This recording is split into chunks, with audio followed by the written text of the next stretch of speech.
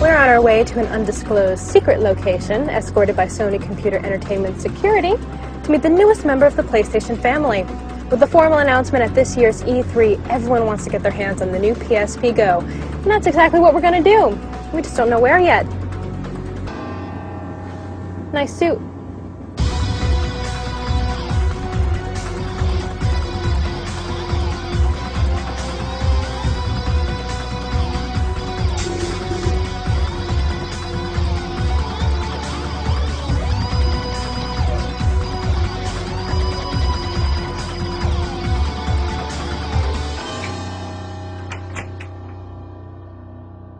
Over here. Veronica, glad you could make it. Thanks for coming. Have a seat. I think there's something here you might want to take a look at. Was all that really necessary? We've got top secret information. Are you ready? I am. Welcome to Mama. Wow, it's so tiny. It's so much smaller. But wait a second, where is everything? Try sliding. That's how you play the game. I get it now. So fill me in. What's this all about? So this is our newest PSP. It's called the PSP Go. All right, so I want the nitty-gritty tech specs on this baby. No problem. Down and dirty. So it's a 3.8-inch screen. It's 43% lighter than the PSP 3000. 16 gigs flash memory, Bluetooth support, and all digital content. So the UMD drive goes away. So it's going to be, I think, something that a lot of consumers are going to really like, being able to just download straight to a hard drive. It's a memory stick micro. Yeah, I you're just picking noticed, at so that you can add extra memory to it if you'd like. Again, there's no excuse. If you run out of space here, you have a lot of content. So it'll be something that the digitally savvy consumer is going to really enjoy. We'll set it right down here between the two of us. So tell me more about the digital content. I mean, is it mainly going to be games, or are there going to be TV shows and movies as well? Yeah, so there'll be a mixture. So, you know, a lot of the emphasis will be on games, and I think a lot of the people buying it initially will say, I just want to buy games, and there's games like Gran Turismo that are being announced at E3, and Little Big Planet we announced before, and Jak and Daxter, and there's even a new Metal Gear Solid coming. So all of those games will be available. But then there's movies, and all the first-run movies that you can rent or buy through the PlayStation Network, and the TV shows that you mentioned as well. So you can bring so much content over with you and fill it up on that 16 gigs flash memory. Well, since it is called the PSP Go, I imagine it would work with remote play as well. Integration with PS3 is very important to us, and it works just like PSP 3000, and that's a growing use. A lot of people like to be able to take their content from their PS3 with them on the go. What are the main differences between this and the PSP 3000? The first is the onboard memory, the flash memory, 16 gigs of space. There's Bluetooth support as well, so if you have a Bluetooth headset, you can actually tether it to your cell phone as well. But ultimately, it's the portability, and bringing that content with you in a smaller form factor. You've got the most immersive games on the PSP platform anyway.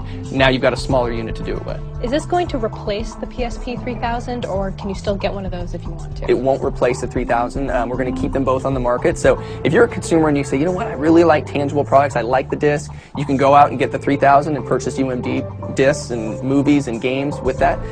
If you like digital and ease of use and kind of a more premium nature, the PSP Go is for you. Does the design open up any new opportunities for developers? If you're a developer, you could say, you know what, maybe I want to create a smaller package, a game that's a little bit easier to play on the go. Maybe something that you'd play for 10-15 minutes and then put down. Just kind of break up the game a little bit more. So developers, I think, are going to be looking at that. In the initial launch, we're going to have some pretty similar games between the two, but I think longer term you'll see some changes. There have been a lot of rumors about the future of the PSP, and this device in particular has been very cloaked in secrecy for the past few months. Why this? Why now? Well, I think it's relevant. I think in this particular case, we always look to push innovation. For us, we wanted to get into digital and really kind of meet the needs of our consumer.